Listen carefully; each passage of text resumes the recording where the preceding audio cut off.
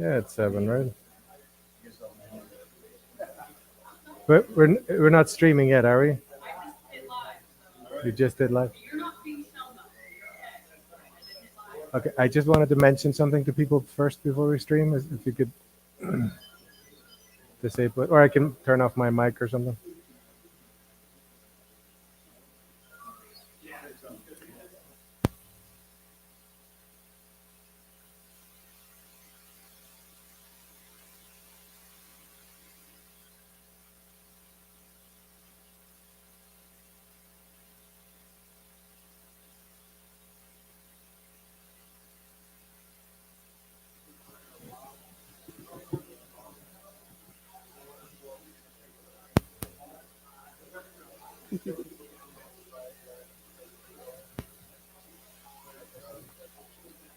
Ladies and gentlemen, we're going to do a panel. Please don't make me yell at you like I did the photo shoot. Thank you. Oh,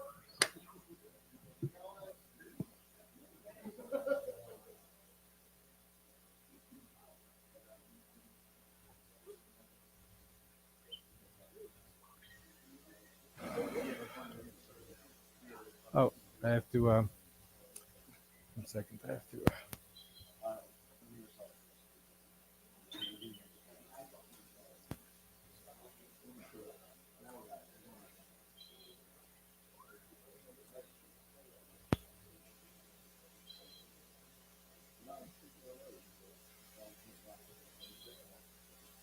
Yeah, I'll be out live in a second.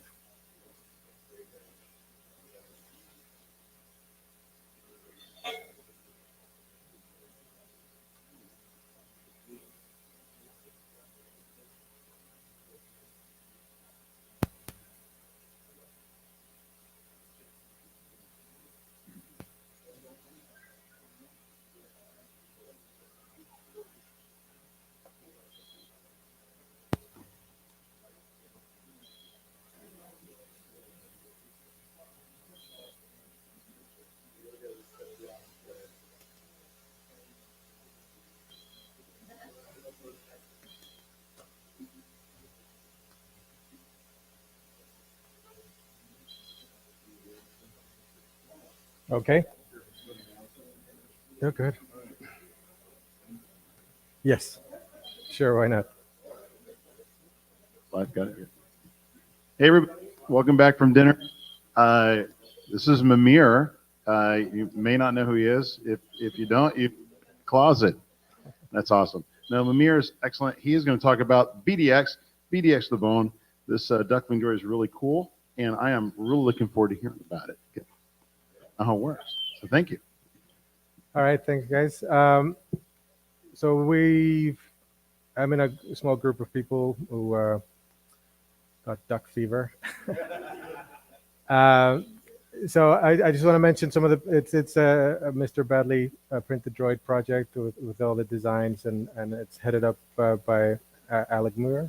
I think I'm saying his last name right. I hope Alec. We'll go with that.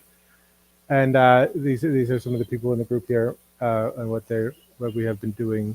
And a special call out to Alec. And here's his Instagram and his Patreon.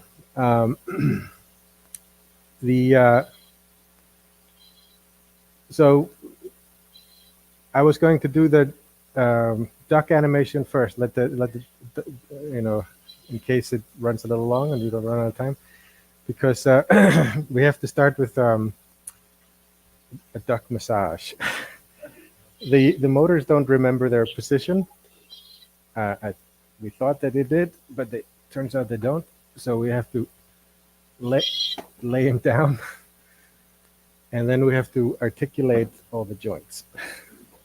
So it looks kind of rude, but it's all consensual. It's all yeah. That's right. It's no.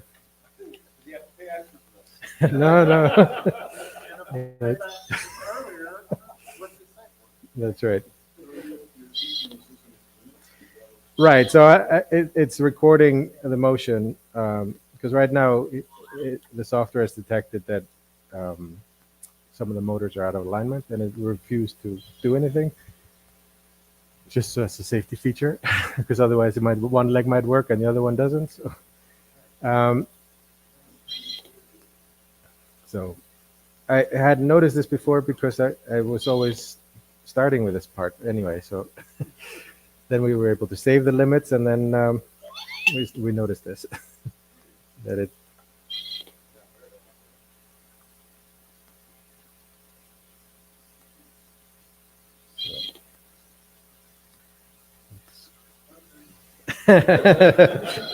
Let's just make sure I went all the way. Yeah, I don't remember if I did this first, so just make sure it has all the. We don't need actually this all full range of motion, but we have to do the neck.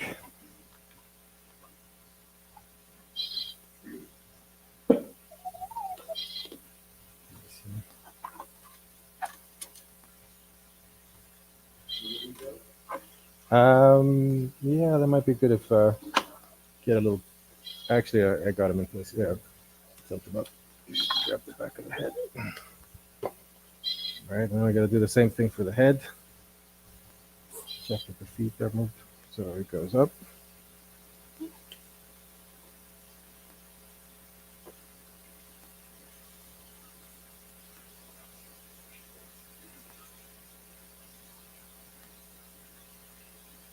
All right, so now we're going to see if we use Stefan's Kuiper pad here, if he will accept his new limits.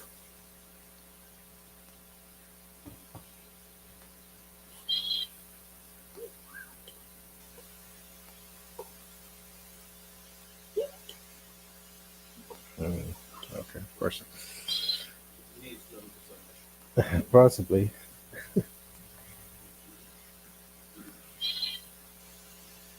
All right.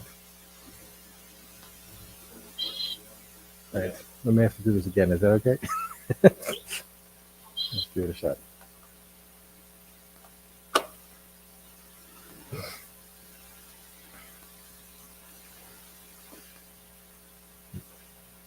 Let head go first.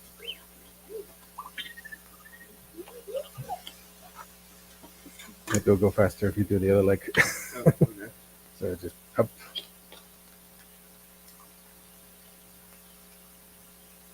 You wanna get the knee joint also. Oh.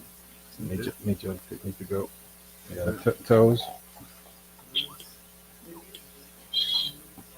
There you go. That's right. I think it goes a little bit further back there, Okay. and then we'll do wide. Right. And we got to do the bending, and we do the tilting. Yeah. You mostly just have to lock in place there, so it should be okay. It should be good. It's not gonna move. Maybe.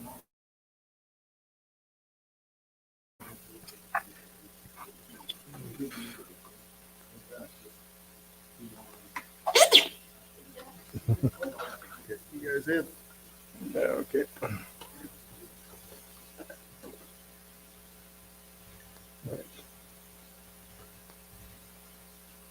right.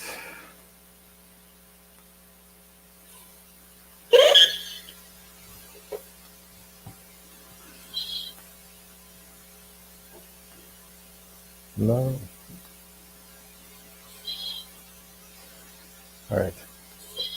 How about I just go back to the presentation and we'll do this after the presentation. How about, since we'll just let him chatter because he is not cooperating. All right. So just to make a quick overview, this duck has 11 the Unitree Go 1 motors. There's a maximum torque of 23 Newton meters, and a maximum speed of 30 radians per second, which means it can spin almost 5 full circles in 1 second. So see here,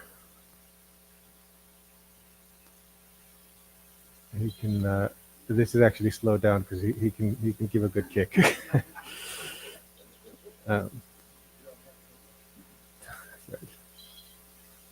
There are 3 dynamic servos, but they're optional. in the neck here. Um, we also have as the Go One motors are also optional. We also try to build with the Cyber Gear motors, which are considerably cheaper. Um, we want to try to make it as accessible as possible. I built this one with the Go One motors because I wanted to try to match as closely as I know what Disney was trying to do or did. But hopefully the Cyber Gear motors will be strong enough. Um, the the boards in the head can support analog servos or serial servos. It, the Dynamixels are just very nice. If you can get them, that's great. Um, the the body here in the front, I'll show some pictures later. There's an Orin, which is the main brain for the robot, and that's the part that will do the run the real learning policy for standing and walking and around the Orin. Around the Orin is this board called the Puddle Duck, which is just an I/O board to simplify what the software you need to run on the Orin. You could, in theory, run everything on the Orin, but it just makes for cleaner wiring to have a dedicated board that does it. The other board that's in the head is called the Quack Head. I couldn't help myself. I'm sorry. That is the board that's making these sounds here. So let's see, where's it on the? Use the arrows and stuff. So there's an SD card reader. There's left channel, right channel audio. There's a micromotor, a Palulu micromotor for left and right for moving the ears. Although you can use servos, we seem to be pretty happy with the micromotors. You have 12 PWM channels extra for one of them would be used by the flashlight in the head to turn it on and off. But so I guess you have 11 PWM channels for other purposes.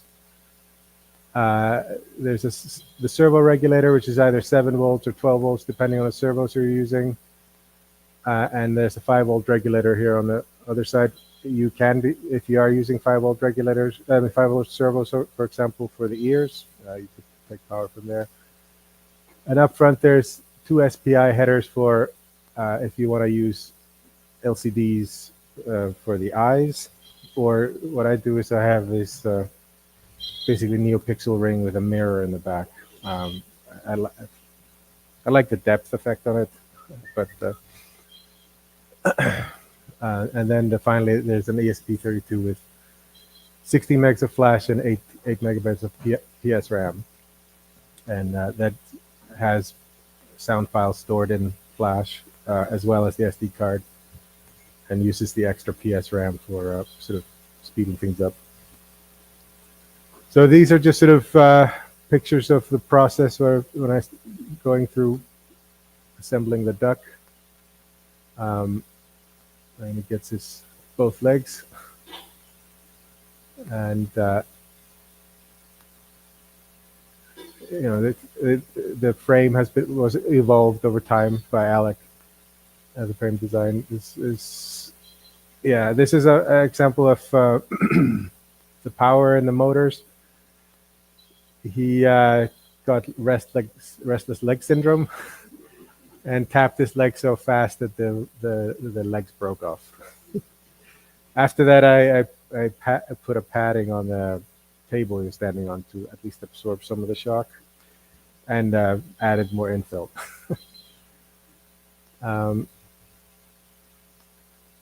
What's going on here?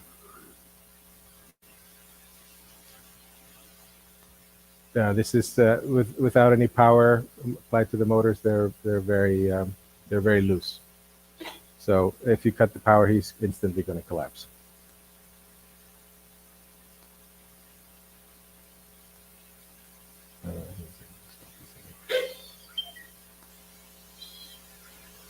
This is the first rev of the Puddle Duck board, which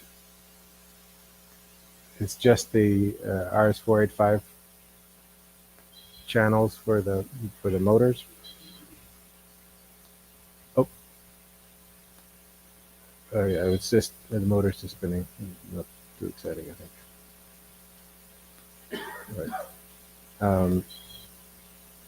And you see it didn't really fit much else if you put it there. It was kind of taking up all the space. We also experimented initially with having a Raspberry Pi up there, but the neck is supposed to go so far back you don't really fit anything there. And Disney doesn't have anything up there, as far as we can tell. He's assembled, and there's the first fit of the puddle duck board. It uses these little sort of interconnect boards here on the top. So if you're using a CAN bus, you can connect the CAN bus up there to an XT30 2+2 connector. And it gives you some flexibility in how you wire it. It's just a side view. I added these two power buttons to the droid here on the side to turn on. Actually, we can probably use that to check that the RC receiver is working for me. Well, maybe that's the issue. Yeah, it's not reading the S bus here. So maybe I'll talk to you afterwards. Oh no, it did. Yeah, that part's working. Let's try the limits then again.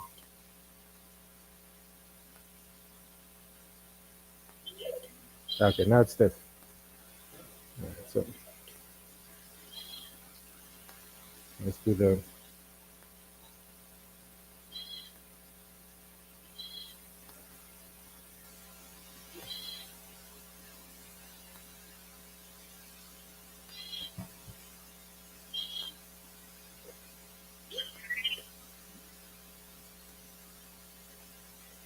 Oh, that's all right.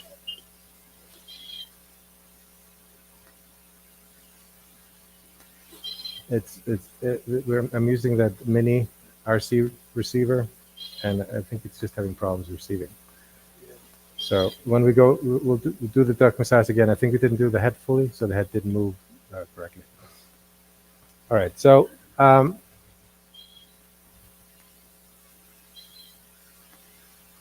I just have those buttons on the side, or on the remote. You can turn the Nano on and off to be able to turn it off cleanly. There was so yeah, the Kyber pad there, the duck pad or whatever.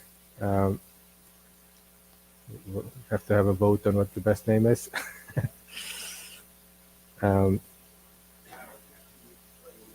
Yeah. So yeah, these are just I found that actually in my parts bin, I had experimented at one point with making hollow projectors with this effect. So I decided to try that for the eye, and I liked it, and I ended up changing the design a little bit, but pretty much stuck with that. That's correct.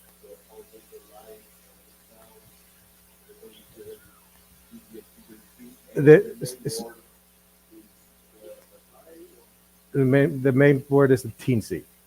Yeah, that's the puddle duck.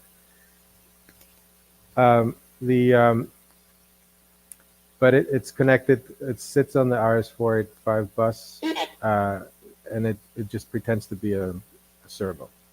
So the teensy can talk to it, and it's like a Dynamixel. It uses the Dynamixel API or the other servo API to hide its own data packets in there. So that's how we just talk to it as if it was a servo. So you don't need an extra line to talk to it. It just goes on serial. It might have been easier just to run another cable up there, but and we may yet. I don't know. We'll see. This is the flashlight that we're experimenting with different flashlights. I found best to use an actual flashlight because it has a reflector in the back and it comes with a lens. You can also use these little sort of NeoPixel LEDs but they're missing the reflection part, so they're not actually as bright. This is Ace hardware store flashlight. It fit well, but the bulbs don't like being turned on an awful lot, so it doesn't last very long. But it's also a very cheap flashlight, so it's okay. The ear motors are these little micro motors here. They have an encoder in the back, and we embedded this motor controller into the quack headboard. We still need to do some. It's not an absolute encoder, so it's a relative encoder, so it doesn't know its initial position. So we need to put some sort of plastic in plastic end stop. So what we do is we have the ears move forward until they can't move anymore at low power, and say that's the forward position. At the moment, I just use my fingers because otherwise it might spin around. You know, it mostly stops, but it might spin around. But it needs a little bit of plastic there. It's on the to-do list. Here we have it articulating its feet from. So what the Teensy makes it easier for the Nano is that all the motor positions are basically either 0 or -0. So that's the range. It goes from 1 is all the way forward, and -1 is all the way backwards, and it's opposite for the opposite leg, so that they match. You know, if you told that both toes to go to one position, they'll go like this.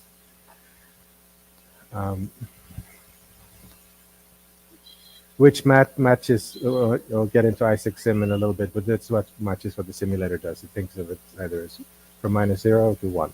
That's the range of motor. And I think this one is where it's trying to raise its feet in the air.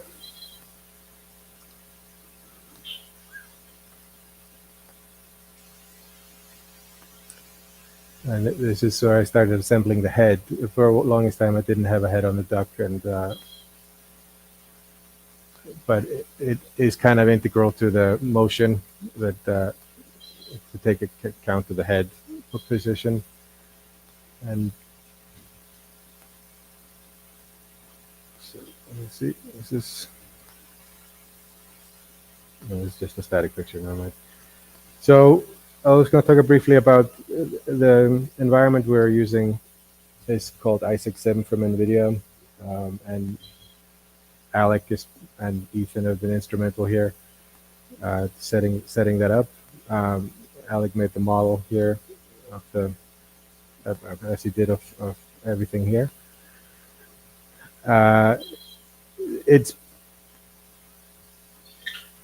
We need additional software on top of it. That's what we're getting to. We were able to get it to, for example, here it's being asked to train itself to have maximum air time of its leg, and it managed to figure out to sort of sit on its back knee, I guess, and keeping the leg in the air. It was supposed to walk, but and I think there's some walking videos here. You know, it starts sort of ambling around like a drunk duck.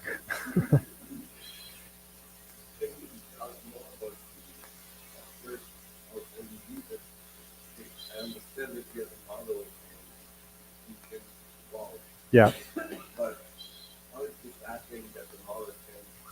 Well, so I can talk a bit about i6Sim. So i6Sim is a physics simulator at the core. On top of it, it uses the Pixar USD libraries to load in models of robots, which can have descriptions of actuators and so on, and joints.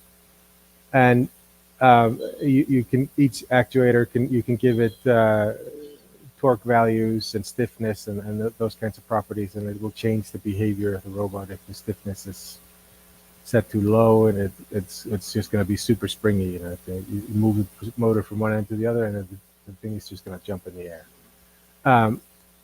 So then on top of that is whatever Python code you run on top of that. And I'm going to get into that in just a second. But basically, you're going to set up a training session where i6sim, the Python code is going to run on top of i6sim, is sets certain rules that if a certain body part of the robot touches the ground, the simulation failed, and then it moves on to the next one. And you have, and this is the layer. This is on top of i6sim. You'll have a rewards. You'll have rewards for doing certain things. Say, in here, let me see, this one here. He's walking, but it's not really right. It's kind of a funny walk. But he's being rewarded for bending the knees. He's been rewarding for not falling on the ground, obviously. But I don't remember all the properties we had, but it wasn't very reproducible. If we ran the same simulation again, we would end up with a different walk, right? And that's just because of the way the rewards. And if you look at it, it's still doing everything we asked it to do. It's just you're describing walking in terms of rewards, and just like 5 or 6 rewards, and not really showing it how to walk, how you want it to walk. And that's where. So if you look at the Disney one here, what they have done essentially is they have multiple policies that run. They can switch between policies, and the policy is basically what controls the motors. It's been trained to do certain things, like standing still is one policy, walking towards a target is another policy. What they've done is that they have an animator who, using Blender or some other tool, has created an animation of how the robot should walk. Then they had captured the joint movements in that animation, and those are fed in as a reward. It's get rewarded to match it as close as it physically can, because physics still takes priority. So even if we, so that's what we're trying to do now. We're trying to, so this is one of the animation created by Jake. It's like a walking animation, different angles, and this is, I think this is the shuffle, the side shuffle. And then we've written some code, and this is a calibration animation where we were captured the joint movements, and we were playing it back in the simulator. So we took it from the animation, and we're able to move the joints the same way in the simulator with physics applied. Actually, in this case, I think there's no gravity, so it sort of floats in space a little bit. And that was just sort of our first step, is to capture the animations. Then we have to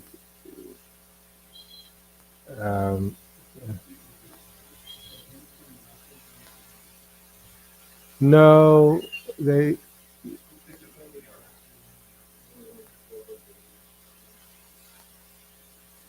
no, they yes, I think it's just the angle, yeah.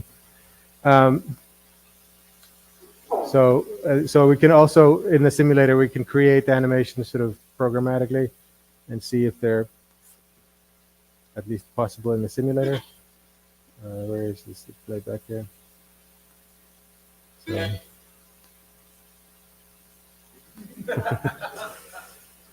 That's right. So as far as we know, what Disney used is this AMP, adversarial motion priors, which is a paper and a Python library that sits up on the older version of i6sim, which was called i6gym. I think actually they're calling it i6 lab now, so they change the name of it quite frequently. So that is what we're going to try. An alternate one is so this is we have run it on the Unitree Go 1 dog. So this is the training from AMP for the dog, and the other program that is similar to AMP is this ASE library, which is used for humanoid, and is probably not necessarily AMP is probably more than we need for our purposes. But this is we ran this. This is ASE running. So it's given a series of humanoid animations, say like swing a sword or hold a shield or roll or so on, and it is supposed to. It figures out how to combine these motions, and you can just say it's used. It could be used for video games for your animations. So you can see, for example, this is after running it for 2 days. It's figured out how to get up. So that's right. we'll start with the sticks, sticks and stones. So let's try the duck again. I'm sorry. Okay. Yep.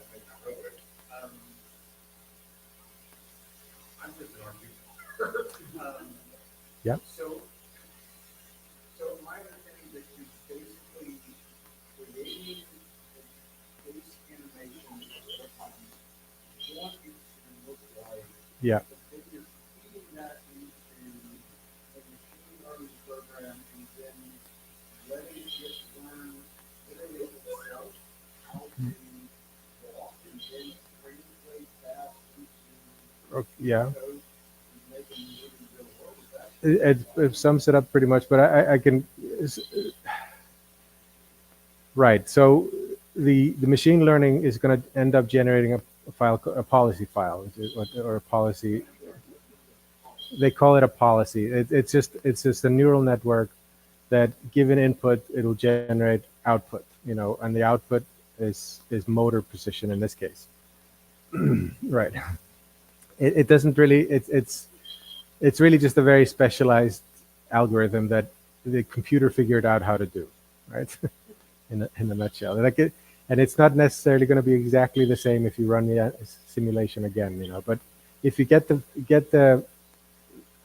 physics and the weights and the motor torques and all that stuff and your angles, etc., correctly in your model, the closer you can get the simulated robot to the real one, the better the policy will work, right?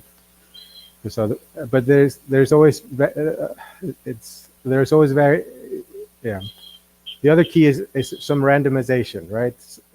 Even though your model is perfect, you want to randomize some things. This different weight distribution, the head is heavier, or you're getting pushed, on the robot, and so the model will compensate for that. The policy will compensate for that.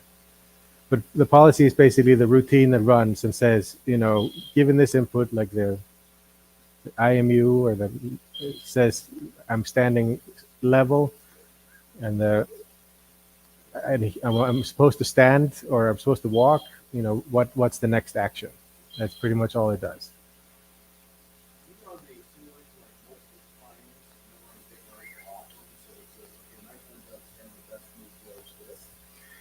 Well, yeah, there are checkpoints along, and you can try different checkpoints. It saves a checkpoint after a certain time, but you probably run it for at least 2 days, if not a week, depending on it. And you need to run it on a PC that with beefy graphics cards. The smaller the graphic card, the longer it's going to take. And what you're running is that, as you saw earlier, you'll be running like 50,000 ducks at the same time, as much as you have memory for. And each iteration will take, 10 seconds or something like that. And then you just leave it running. And you can check it anytime. Anytime there's a checkpoint that's saved, you can actually have it play back that checkpoint and see what it looks like. But there's mostly like they'll have. I think I had some of those pictures here. There are graphs that will tell you sort of. You look at the rewards. If its curve is going down and the failures curve stays down, then it starts to look like a viable checkpoint. Okay. No. Yep. I was thinking, oh, what's right? Rolling out. It's really just a lot of random stuff, and it's just trying to not fall over. It's a lot of ducks failing for a really long time. Failed to take it out. Yeah, and the failed duck is like I tried that and it doesn't work. Yeah.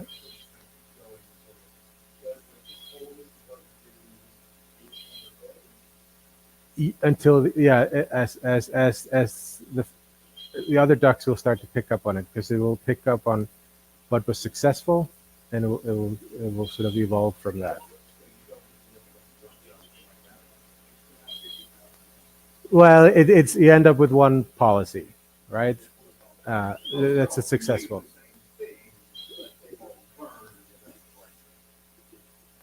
Yeah. Okay. Sorry, you're yeah. So, in the back, you were saying? Well, you hand out the rewards. That's the next stage, that they can reward themselves and they evolve. No, the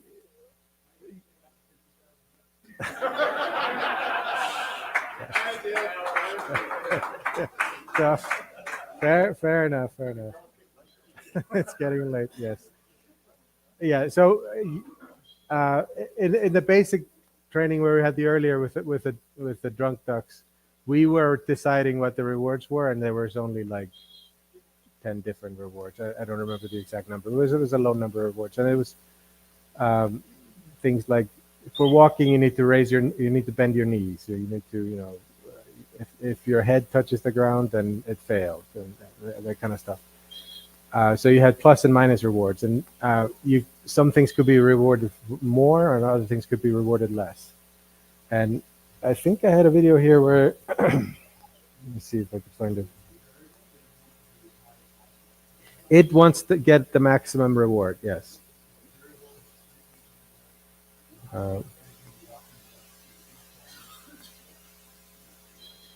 Yeah. Well, I seem to have included that video here for some reason, but one of the rewards we had was maximum air time for the feet. And what it figured out is it sort of bend its head on the ground and lift its butt in the air and just sort of wiggle its feet. And it's like, okay, it's technically what I asked you to do, but not exactly what I intended. But let me try this one more time. Well, we're talking about like projects for the club and STEM. So I would like to mention also that Alec is building a great servo version of this. We're just using, oops, yeah, there you go, analog servos, and that's using inverse kinematics for walking, etc. And I think that's a great starting point for a lot of people who want to build a duck. No, only the policy, yeah. I mean, you could make an inverse kinematic, yes. And there's nothing, but that's not what Disney's doing, so we're trying to do it that way. Let me try this again. You have control. Yes. So, but the control is you selecting different policies. So, say you have a stand still policy, and now the duck is standing still, and then you can have it move the head, etc. So there's RC control in there too. But it's going through the policy. Like say if you move the joystick forward, you're sending into the policy that the duck needs to be pushed forward. It's kind of like you don't tell the motors what to do.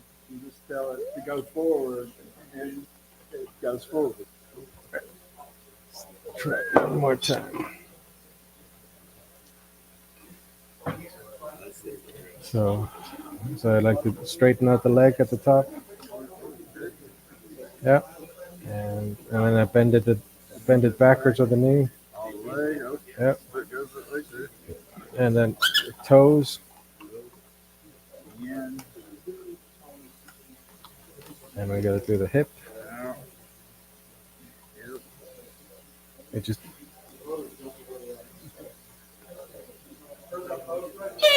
there.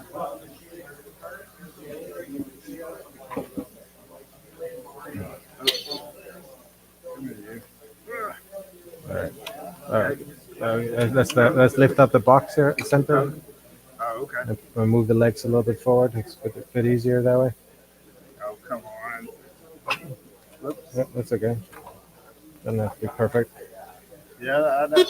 Okay, you got the head. Okay. All right, so let's do the head now this time.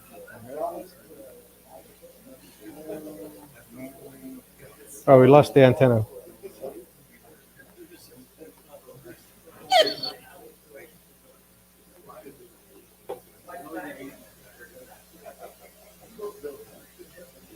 All right.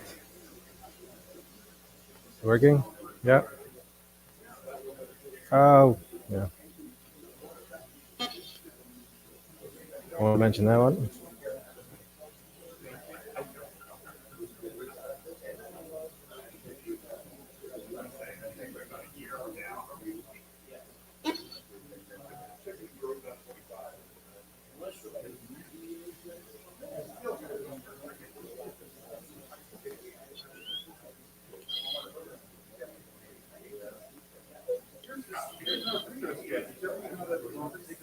Nice. Not listening to us. Wasn't acting like this before. Is the antenna make it? Maybe if I'm over here.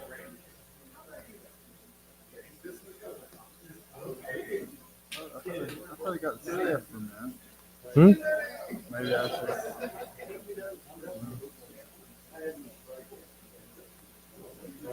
No.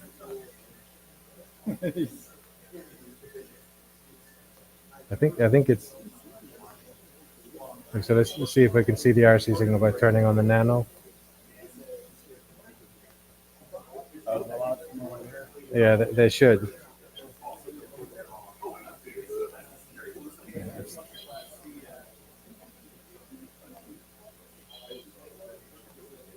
that's one. See, the RC signal isn't coming. So that, at least we know that's okay. Now that one on. This one's on. Yeah. So we can do the limits. Is it stiff? Yeah. It's not, yeah.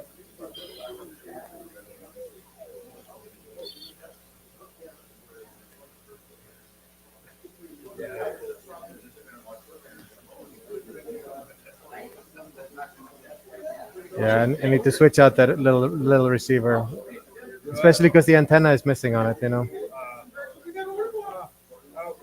He died. Actually, let's try that again.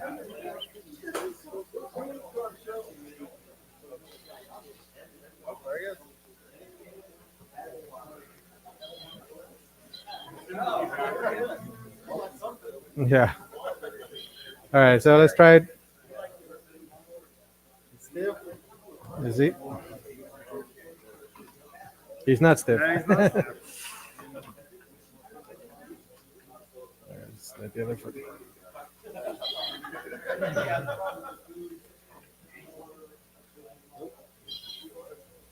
Oh, this foot here. All right, so this is actually here's what we test. We say tell him to relax first. Okay, so tell him to relax. Now you can say stiff again. Can you move the head? Okay, now it should be stiff.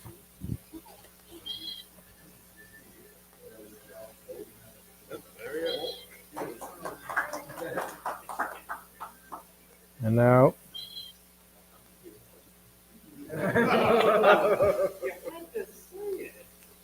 It felt challenged. We're not even moving, we're all stressing. I know I'm gonna have to rebuild him anyway because he's gonna destroy himself. But you know, it's okay. He doesn't want to stop. Right. So he's pretty hefty. He's actually quite heavy. If you guys want to come up, try and lift him, you're welcome to. He hasn't face planted yet because he's mostly either been hung up. So these hooks here, you can take these links off here and put. Go ahead. Okay. Yeah. You can put these eye hooks here, and then you can hang him. You know, so it's usually that way. I'm just thinking when we first started BBing, all of us heads all over the ground. Yeah. What has happened is and it makes me a little twitchy in the garage when I'm working on him. I send him a motor command and I forget something. For example, the speed limit. So, for example, if I tell him to move his head, that animation he just did, but set it to top speed, the top of his head here will just go flying because he'll just be a catapult Moving mass. because he's bending his head forward and whoop. So Mimir, Yeah. no, when we see the baby, see it standing, Right. That's there's no code behind. there's nothing preventing him from falling over. It's just motors are given torque, so it's actually minimal torque where you can still have some play in it here because it's really the minimal torque that it will still stand. You can make it more rigid, but there's no logic that is counteracting any pressure, and that's the first policy we're going to try to run because we can train that without the amp or any of that stuff. It's just standing. So if I push on it, it will try to correct itself. That's the first step that we're trying to get to. The motors are just under power. Yeah. And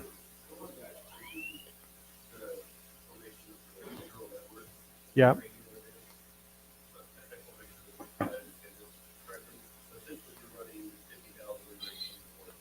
Yes.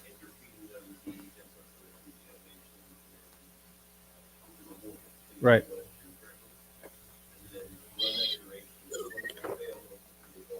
Yes. Pretty much, yeah. That right, yeah. Sorry. The reward it's like a non-zero number. It can be negative or it can be positive, and some things can be more rewarding. Like that's what we were trying. Like we wanted to bending the knee. You got like 0.25 or something. Pretty much, yeah. And then it accumulates rewards. And if you see in the graphs that it's getting like crazy rewards, it's not going to be a good. It's not going to be a good model. It figured out something it wasn't supposed to do. Yeah, it figured out the cheat.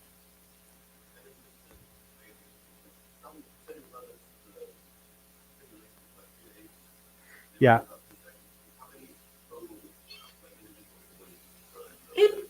We'll do like 100,000 iterations, something like that.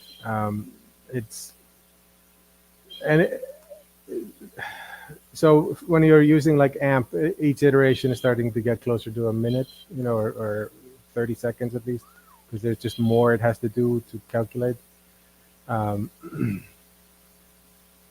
unfortunately, at the moment, the i6 sim doesn't take advantage of multiple graphic cards. So you're running on, if you have a machine with multiple graphics cards.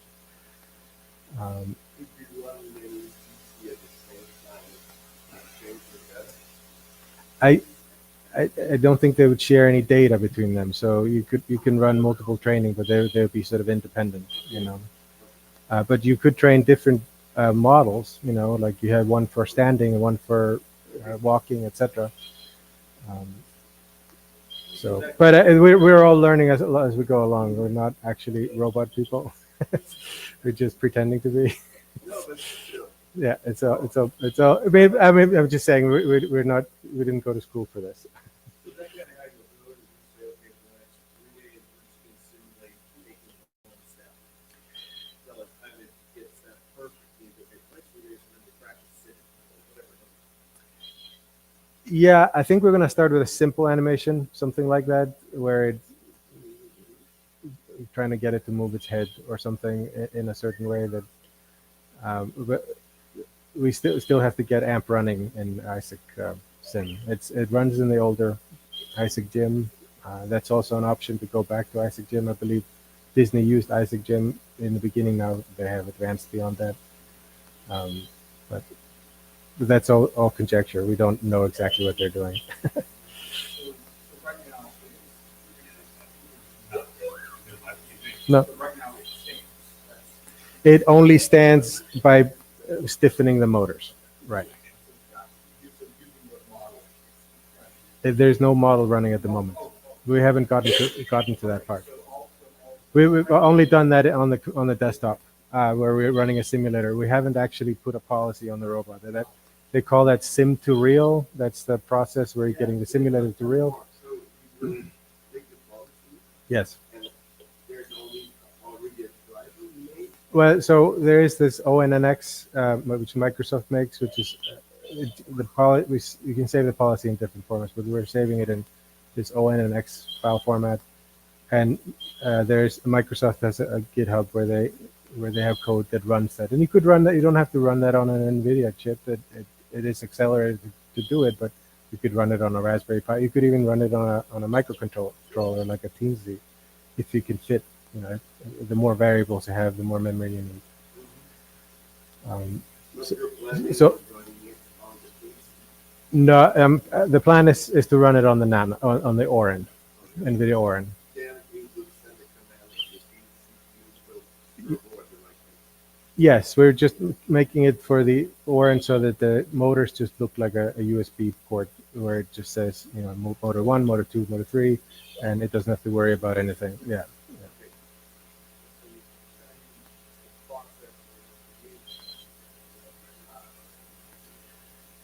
We may be able to get away with less CPU power than the Orin. It's what they use, so we copied that as well. Additionally, some of the builders are putting an NVIDIA Nano in the head for like computer vision,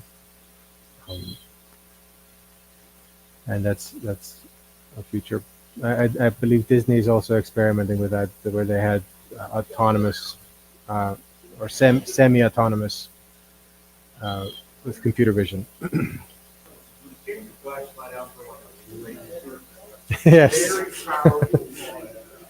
I have some of those, but yeah, I'm not sure it'll do great with the plastic.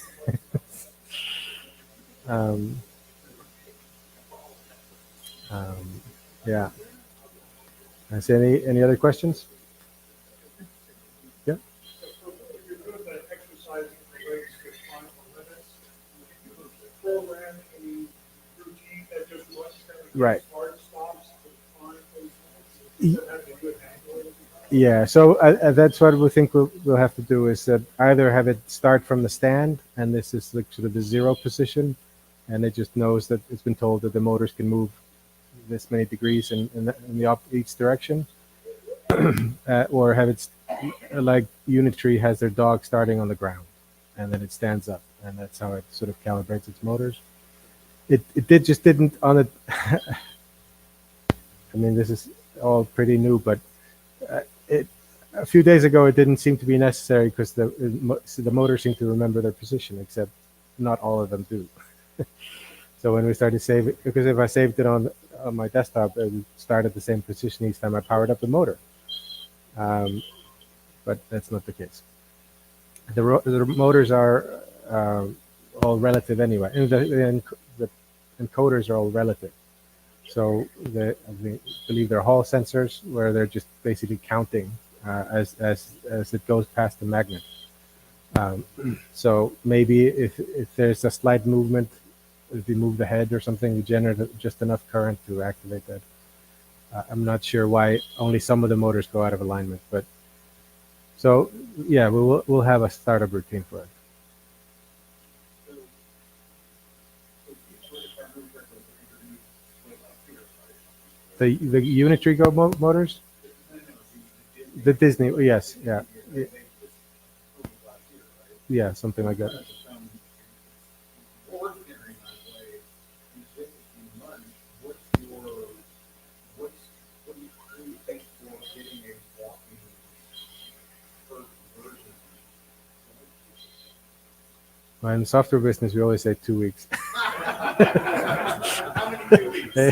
Yeah, I don't know which 2 weeks though. um, I What's your total? Well, the first hope is to get him to stand, and if I can get him to stand, I can push on him and he still stands. That's sort of a good milestone, and it will help us um, figure out how to do the next step. There are some hurdles there. There's the AMP library which is a lot of Python code that we have to create a data set for, and then just run it. And it takes 2 days. The turnaround for mistakes is pretty long. You might have gotten a few lines of code or the math wrong, and you won't find out until 2 days later. uh, They did on the stand yeah, up and adding the motion to it, revolving and trying to stand up without touching the ground or do the movement what you mean without without policy? and no, adding the policy and fill it Yeah. and it up with the help of cable to straight. Yeah, so when I go back, I'm gonna take off these handles, which are great for picking him up, and then I attach the strings here, and he'll stay. Um, we'll probably make some sort of walker for him,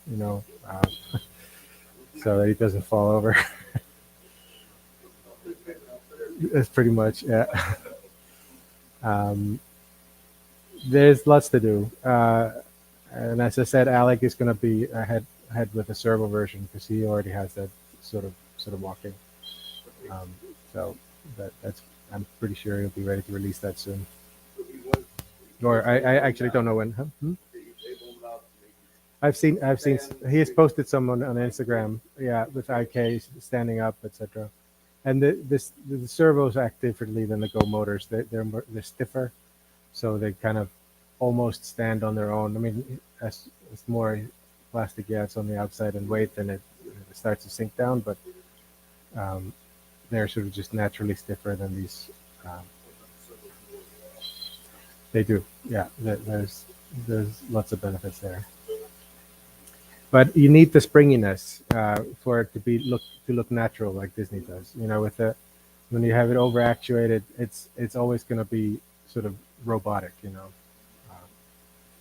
But and Disney wanted to create like a fluid character, and this is just their sort of test platform for it. They have all sorts of characters they're planning to embed. And that's what we'd like to do is allow droid builders to build different versions of it, like an Imperial Walker or something like that. That'd be fun. Anything else? Any other questions? Thank you very No? much. All right.